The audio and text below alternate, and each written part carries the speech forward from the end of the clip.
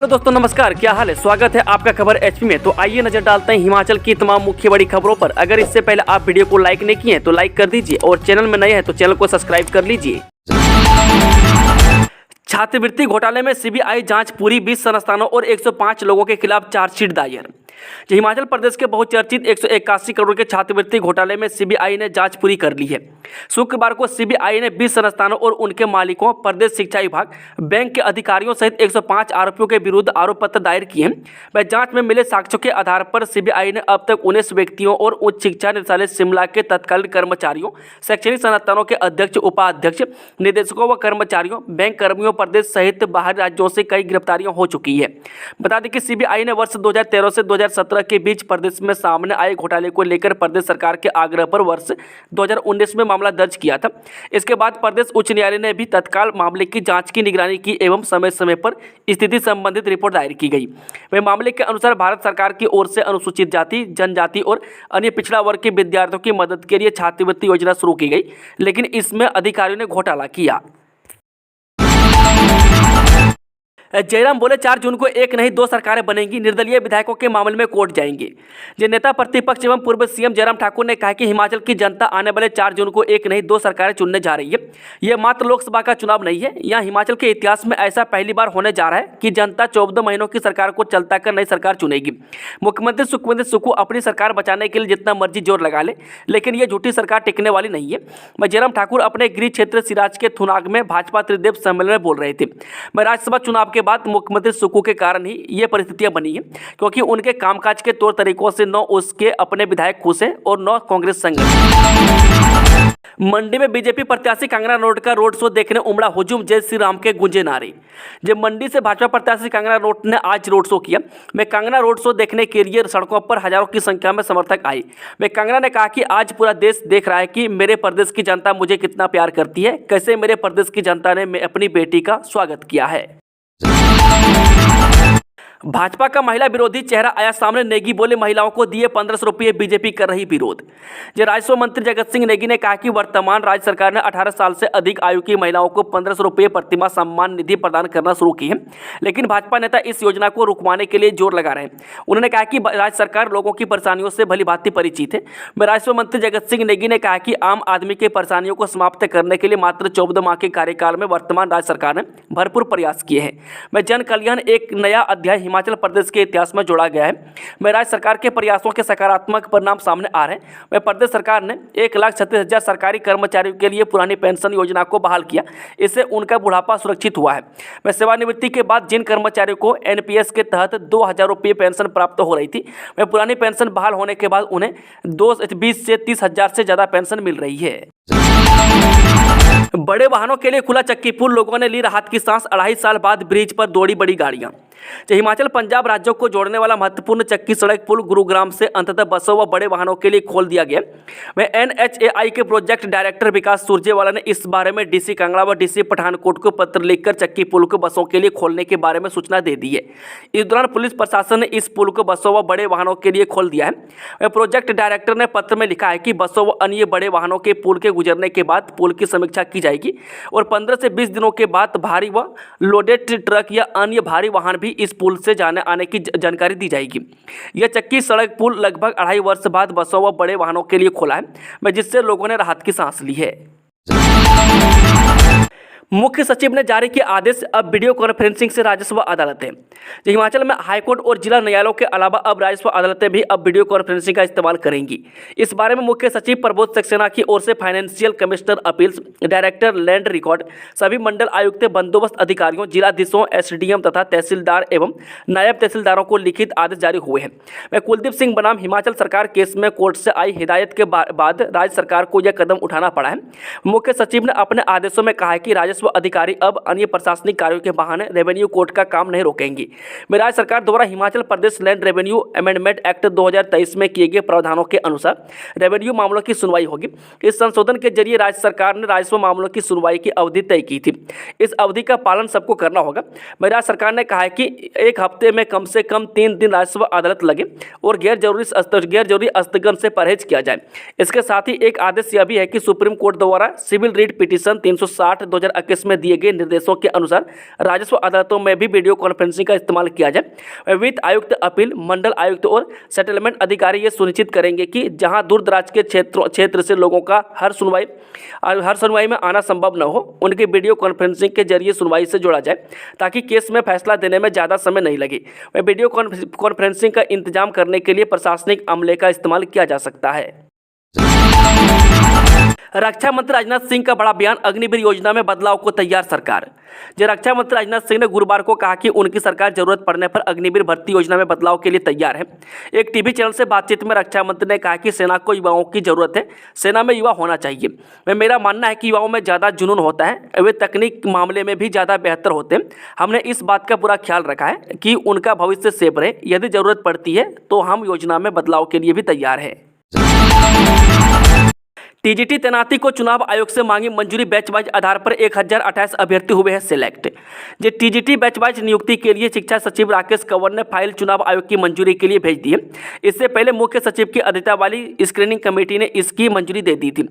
Screening committee की 27 मार्च को हुई बैठक में इस मामले को लाया गया था। टीजीटी बैच वाइज माध्यम से 1028 अभ्यर्थियों सेलेक्ट हुए हैं और इनका रिजल्ट भी घोषित हो गया है। अब अप्रैल महीने में इन्हें नियुक्ति दी जानी है। नियुक्ति देने के लिए चुनाव आयोग से मंजूरी मांगी गई है। यह फाइल दिल्ली तक जाएगी।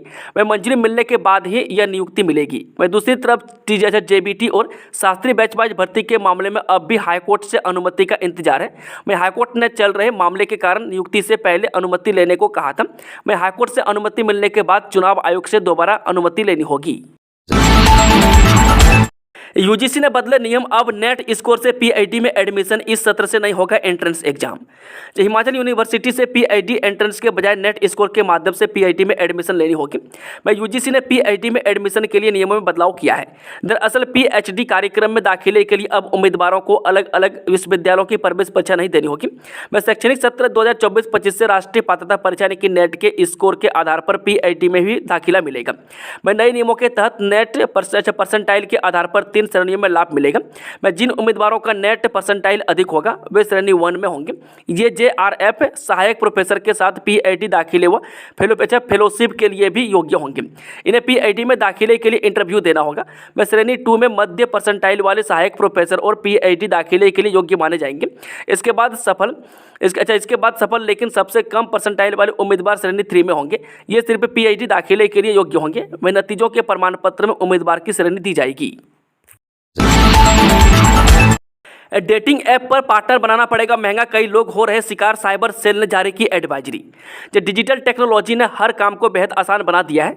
अब लोग अपने पार्टनर की तलाश करने के लिए डिजिटल माध्यम यानी डेटिंग ऐप्स का इस्तेमाल कर रहे हैं। आपको ऐसे बहुत से कपल मिल जाएंगे जिन्होंने अपने पार्टनर को डेटिंग ऐप्स के माध्यम से ढूंढा है, लेकिन डेटिंग ऐप्स का अनुभव सबके लिए सही हो ऐसा संभव नहीं है। बहुत से लोग डेटिंग ऐप्स पर साइबर ठगी का शिकार भी हो रहे हैं। साइबर पुलिस ने युवाओं को सतर्क रहने की हिदायत दी है। आज इंटरनेट पर 100 से अधिक डेटिंग ऐप्स हैं जहां पर लड़के लड़कियों को अपने पार्टनर की तलाश रहती है। कुछ लड़के लड़कियों तो वास्तव में पार्टनर की तलाश में ही इन प्लेटफॉर्म का इस्तेमाल करते हैं, लेकिन बहुत से लड़के लड़कियां ऐसे होते हैं जो प्यार के नाम पर ऑफ साइड जेंडर को अपने जाल में फंसाने का काम कर रहे हैं। डेटिंग ऐप्स पर पार्टनर बनाने को लेकर साइबर सेल शिमला की ओर से एडवाइजरी जारी की गई है। उधर DIG cyber crime Mohit Chawla का कहना है कि ऐसे बहुत से कपल्स हैं जिन्होंने अपने साथी को डेटिंग ऐप से ढूंढा है, लेकिन डेटिंग ऐप्स का अनुभव सबके लिए सही नहीं हो सकता है। हिमाचल में 2 दिन भारी बारिश और तूफान का अलर्ट जारी। हिमाचल में पिछले कई दिनों से धूप खिलने से तापमान में बढ़ोतरी दर्ज की गई है। वहीं प्रदेश के 7 शहरों सुंदरनगर, ऊना, कांगड़ा, मंडी, बिलासपुर में दिन का पारा 30 डिग्री से ऊपर बना हुआ है। शिमला का अधिकतम तापमान भी सामान्य से करीब 5.9 डिग्री सेल्सियस ज़्यादा बना हुआ है। वहीं पारे में आ रहे उछाल के बीच प्रदेश भर का मौसम एक बार फिर करवट लेगा। इसे लेकर मौसम विज्ञान विभाग ने पूर्वानुमान जारी किया है। इसके अनुसार 2 दिनों तक राज्य के विभिन्न हिस्सों में भारी वर्षा हो सकती है। मौसम विभाग द्वारा भारी बारिश से अंधड़ व ओलावृष्टि का ऑरेंज अलर्ट जारी किया है। मुख्यमंत्री सुखविंदर सुक्खू ने कहा कि राज्य सरकार ने बिना केंद्र सरकार की मदद के आपदा प्रभावित 25,000 से अधिक परिवारों को बचाया, जबकि भाजपा नेता ने आपदा में भी राजनीति की। उन्होंने कहा कि हिमाचल प्रदेश ने बीते वर्ष से बरसात के मौसम में अभूतपूर्व प्राकृतिक आपदा का सामना किया है। भारी बारिश के कारण आई बाढ़ और भूस्खलन ने जनजीवन तथा संपत्ति को काफी नुकसान पहुंचाया। इस आपदा के दौरान प्रदेश के भाजपा नेताओं का राज्य विरोधी चेहरा देखने को मिला। उन्होंने कहा कि प्रभावित परिवारों की मदद करने की जगह भाजपा नेता केंद्र सरकार की आर्थिक मदद रुकवाने के लिए के रोड़े अटकाते रहे। सूरत से पूर्व विधायक जगजीवन पाल और आने से परसराम की कांग्रेस में वापसी, हाईकमान ने रद्द किया निलंबन। हिमाचल प्रदेश के जिला कांगड़ा के सूरत से पूर्व विधायक जगजीवन पाल और आने से परसराम की कांग्रेस में वापसी की गई है। वह पार्टी हाईकमान ने लोकसभा चुनाव व विधानसभा उपचुनाव को देखते हुए इन दोनों नेताओं के निलंबन को रद्द कर दिया है। इन दोनों नेताओं ने वर्ष 2022 में हुए विधानसभा चुनाव के दौरान पार्टी के अधिकृत प्रत्याशियों के खिलाफ चुनाव लड़ा था। इसके चलते इन्हें 6 साल के लिए पार्टी से निकाला गया था। मैं अब बदली परिस्थितियों के बीच कांग्रेस ने सरकार की मजबूती के लिए इन दोनों को पार्टी में वापस ले लिया है। जोगिंदरनगर में ब्लॉक महिला अध्यक्ष ममता कपूर भाजपा में शामिल, कुटलेहड़ में सेवादल महासचिव का इस्तीफा। लोकसभा चुनावों के बिगुल बजने के बाद अब मंडी संसदीय क्षेत्र के विधानसभा क्षेत्र जोगिंदरनगर में बगावत के स्वर उठना शुरू हो गए। वे कांग्रेस समर्थित नगर परिषद जोगिंदरनगर की पूर्व अध्यक्ष, मौजूदा नव उपाध्यक्ष व ब्लॉक महासचिव अजय धरवाल ने भाजपा का दामन थाम लिया है। मैं ब्लॉक महासचिव अजय धरवाल सहित ब्लॉक कांग्रेस महिला अध्यक्ष ममता कपूर, ब्लॉक कांग्रेस सचिव शीला ने कांग्रेस से किनारा कर लिया। मैं शुक्रवार को भाजपा के प्रदेश प्रवक्ता पंकज जम्वाल, भाजपा विधायक प्रकाश राणा की मौजूदगी में दोनों ने प्रदेश कांग्रेस की उदासीनता पर कांग्रेस पार्टी को बाय बाय कर दी। इससे अब जोगिंदरनगर कांग्रेस को जोरदार झटका लगा है। केंद्रीय विश्वविद्यालय शोधार्थियों यौन उत्पीड़न मामले पर एबीवीपी ने राष्ट्रपति को भेजा ज्ञापन। केंद्रीय विश्वविद्यालय शाहपुर परिसर में प्रोफेसर पर एक शोधार्थी छात्रा ने शारीरिक उत्पीड़न के आरोप लगाए हैं। अखिल भारतीय विद्यार्थी परिषद ने इसी संदर्भ में शुक्रवार को धर्मशाला पहुंचे राज्यपाल शिव प्रताप शुक्ल के माध्यम से राष्ट्रपति को ज्ञापन भेजा। परिषद के सदस्यों ने इसके साथ ही पीड़ित छात्रा को न्याय दिलाने के साथ संबंधित शिक्षकों को जाँच पूर्ण होने तक बर्खास्त करने की मांग की। मनाने गए भाजपा प्रदेश अध्यक्ष राजीव बिंदल नहीं माने वीरेंद्र कंवर। कुटलेहड़ विधानसभा उपचुनाव में भाजपा की ओर से देवेंद्र भुट्टो को टिकट दिए जाने के बाद नाराज चल रहे 4 बार के विधायक व पूर्व कैबिनेट मंत्री वीरेंद्र कंवर लगातार पार्टी के आयोजनों से दूरी बनाए हुए हैं। वह चुनाव के मद्देनजर जहां भाजपा में रणनीतियों को लेकर लगातार बैठकें व अन्य कार्यक्रम हो रहे हैं, वहीं पूर्व मंत्री वीरेंद्र कंवर किसी भी कार्यक्रम में नजर नहीं आए। जानकारी के अनुसार वीरेंद्र कंवर को मनाने के लिए भाजपा के प्रदेश अध्यक्ष राजीव बिंदल शुक्रवार सुबह उनके आवास पहुंचे। इस दौरान उन्होंने चाय पान किया और वीरेंद्र कंवर की नाराजगी दूर करने का प्रयास किया। लेकिन इसके बाद शुक्रवार दोपहर को हुई भाजपा प्रदेश एवं संसदीय क्षेत्र चुनाव प्रबंधन समिति बैठक में वीरेंद्र कंवर नहीं दिखे। हालांकि इससे जुड़े सवाल पर बिंदल ने कहा कि वीरेंद्र कंवर पुराने एवं वरिष्ठ साथी हैं, उनके साथ बातचीत हुई है, जिसके बाद उन्हें हमीरपुर संसदीय क्षेत्र में चुनावी गतिविधियों से जुड़ी जिम्मेदारी दी गई है। भाजपा प्रदेश अध्यक्ष ने कहा कि अनुराग ठाकुर से पुराने सहयोगी होने के कारण वीरेंद्र कंवर संसदीय क्षेत्र में सक्रिय रहेंगे। बालूगंज थाना पहुंचे निर्दलीय विधायक आशीष, नहीं पहुंचे चैतन्य के पिता। राज्यसभा चुनाव में विधायकों के वोटों की खरीद फरोख्त के आरोप में निर्दलीय विधायक आशीष शर्मा शुक्रवार को बालूगंज थाना में पेश हुए। उन्हें पुलिस ने पूछताछ के लिए बुलाया था। अब उनसे शनिवार को पूछताछ हो सकती है। हालांकि अयोग्य घोषित कांग्रेस के बागी विधायक चैतन्य शर्मा के पिता एवं उत्तराखंड के पूर्व मुख्य सचिव राकेश शर्मा नहीं पहुंचे थे। आशीष करीब आधे घंटे 11:30 बजे तक थाने में रहे। थाने के बाहर उनके समर्थक भी बड़ी संख्या में मौजूद रहे। उन्होंने कहा कि सरकार ने बेबुनियादी आरोप लगाए हैं। मैं कानून अपनी कार्रवाई कर रहा है। मैं जो भी होगा अदालत में सबके समक्ष होगा। मैं कानून से बड़ी सरकार नहीं है। मैं महादेव की कृपा से सब ठीक होगा। असली फैसला जनता की अदालत में होगा। अर्की के हनुमान मंदिर में चोरी का आरोपी जीरकपुर से गिरफ्तार। बीते 22 मार्च को अर्की के हनुमान मंदिर में चोरी के आरोपी को पुलिस ने गिरफ्तार कर लिया है। आरोपी को न्यायालय में पेश कर 5 दिन के पुलिस रिमांड पर ले लिया गया है। इससे और भी खुलासे हो सकते हैं। आरोपी अशरफ अली निवासी कालसी उत्तराखंड को जीरकपुर से गिरफ्तार किया गया है। आरोपी ने हनुमान मंदिर से हनुमान की मूर्ति, आभूषण व नकदी चुराई थी। मामले की पुष्टि एसपी सोलन गौरव सिंह ने की है। धर्मशाला विधानसभा क्षेत्र के लिए 7 साल में चौथी बार होगा चुनाव, जाने सीट का सियासी गणित। यूं तो धर्मशाला में दिन भर मुसाफिरों का आना जाना लगा रहता है, लेकिन मुसाफिरों की तरह ही धर्मशाला में विधायकों का आना जाना भी लगा हुआ है। हिमाचल प्रदेश के जिला कांगड़ा के तहत आने वाली धर्मशाला विधानसभा सीट पर 7 साल से भी कम वक्त में चौथी बार चुनाव होने जा रहे हैं। वेंटिलेटर पर कांग्रेस सरकार कभी भी बंद हो सकता है, बटन सीएम सुक्खू पर राजेंद्र राणा का निशाना। जो हिमाचल प्रदेश में 4 लोकसभा सीट पर चुनाव के साथ 6 विधानसभा क्षेत्र में 1 जून को उपचुनाव होना है। वह भारतीय जनता पार्टी ने कांग्रेस छोड़ आए सभी बागी नेताओं को उपचुनाव में अपना प्रत्याशी बना दिया है। मैं सुजानपुर विधानसभा क्षेत्र से भारतीय जनता पार्टी के प्रत्याशी राजेंद्र राणा ने मुख्यमंत्री सुखविंदर सिंह सुक्खू के नेतृत्व वाली सरकार पर जमकर निशाना साधा। वही राणा ने एक जनसभा को संबोधित करते हुए कहा कि कांग्रेस सरकार वेंटिलेटर पर है और इसका स्विच कभी भी बंद हो सकता है। उन्होंने देश में होने जा रहे लोकसभा चुनाव के साथ उपचुनाव में भी जीत का दावा किया है। हिमाचल में लगातार 3 दिन बंद रहेंगे सरकारी दफ्तर, निपटा लें अपने अपने जरूरी काम। जी 2 दिन बाद अप्रैल महीने की शुरुआत होने जा रही है। मैं 1 अप्रैल से ही देश में नया वित्त वर्ष भी शुरुआत हो जाएगा। मैं अप्रैल महीने में इस बार हिमाचल प्रदेश में 8 दिन सरकारी दफ्तर बंद रहेंगे। मैं इसके अलावा बैंक भी महीनों में 8 दिन बंद रहेंगे। मैं रविवार के अलावा अन्य छुट्टियों के मौके पर भी बैंक और सरकारी दफ्तर में काम नहीं होगा। भीषण अग्निकांड, 7 परिवारों के घर भस्म। जिस शिमला के ब्रेस्टू में 7 परिवारों के संयुक्त घर में अचानक आग लग गई। में आग की इस घटना में करीब 1 करोड़ का नुकसान बताया जा रहा है। में मकान से आग की लपटें उड़ती देख लोगों में अफरा तफरी मच गई।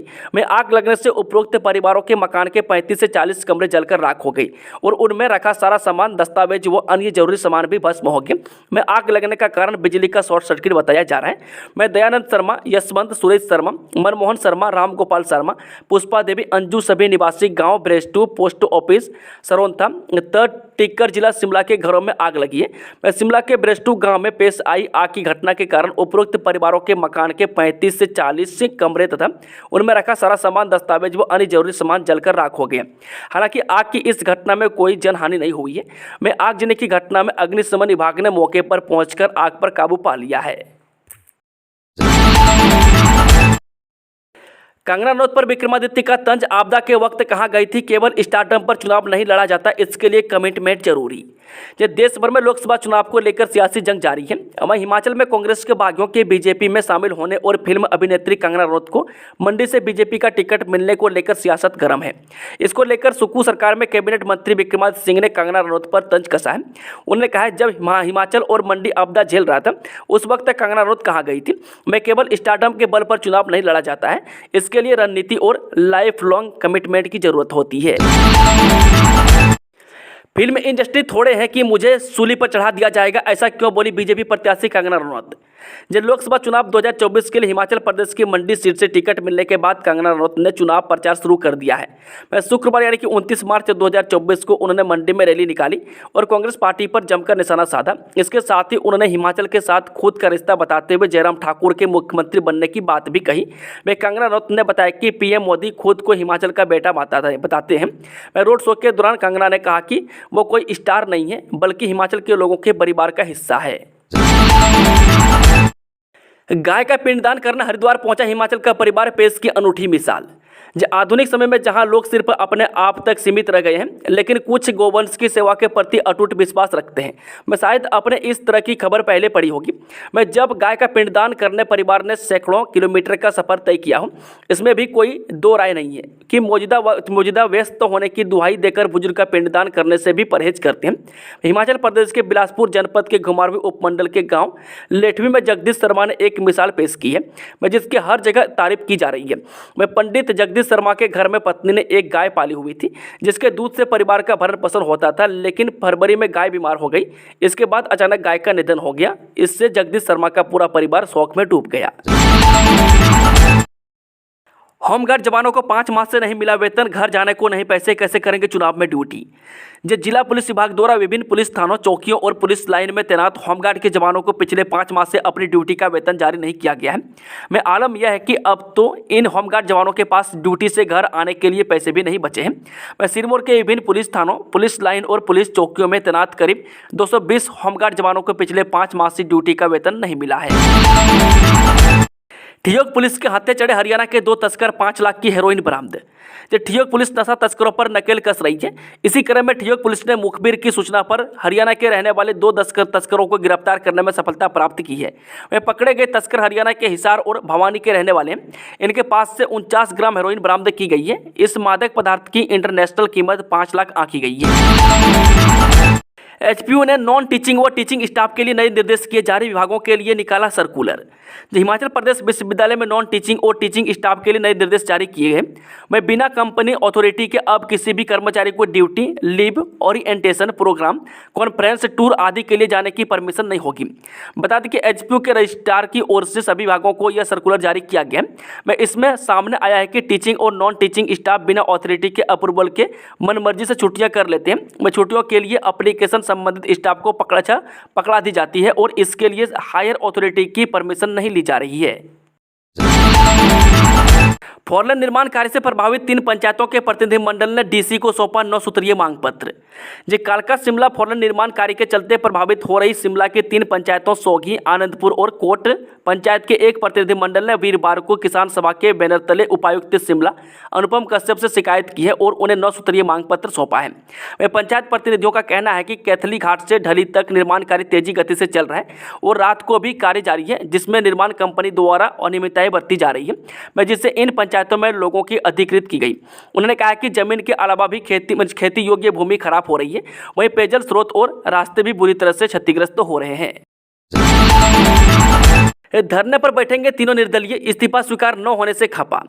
हिमाचल प्रदेश में अपने पदों से इस्तीफा देने वाले 3 निर्दलीय शनिवार को विधानसभा पहुंचकर धरने पर बैठने की तैयारी में है। अगर निर्दलीय धरने पर बैठते हैं तो ऐसा पहली बार होगा जब कोई इस्तीफा स्वीकार करने के लिए धरना देगा। मैं तीनों निर्दलीय इस्तीफा स्पीकर स्वीकार न होने से खपा है। मैं देहरा से निर्दलीय होशियार सिंह ने बताया कि उन्होंने अपनी इच्छा से इस्तीफा दिया है, मैं कोई भी दबाव उन पर नहीं है। ऐसे में स्पीकर को उनको इस्तीफा स्वीकार करना चाहिए। मैं होशियार सिंह का कहना है कि आज छुट्टी की वजह से वह धरना नहीं दे पाए, मैं आज सुबह वह धरने पर बैठेंगे। मैं आपको बता दें कि नालागढ़ से KL ठाकुर, देहरा से होशियार सिंह और हमीरपुर से आशीष शर्मा ने बीते 22 मार्च को इस्तीफा दिया था और अगले दिन बीजेपी का दामन थामा था। मैं तीनों ने विधानसभा अध्यक्ष कुलदीप सिंह पठानिया और सचिव यशपाल को अपना इस्तीफा सौंपा है। हालांकि इनका इस्तीफा अब तक स्वीकार नहीं किया गया है। दोस्तों, खबरों का सिलसिला समाप्त होता है। अगर जानकारी पसंद आई तो वीडियो को लाइक, शेयर, चैनल को सब्सक्राइब जरूर कर लें और कमेंट बॉक्स में अपना फीडबैक जरूर लिखें।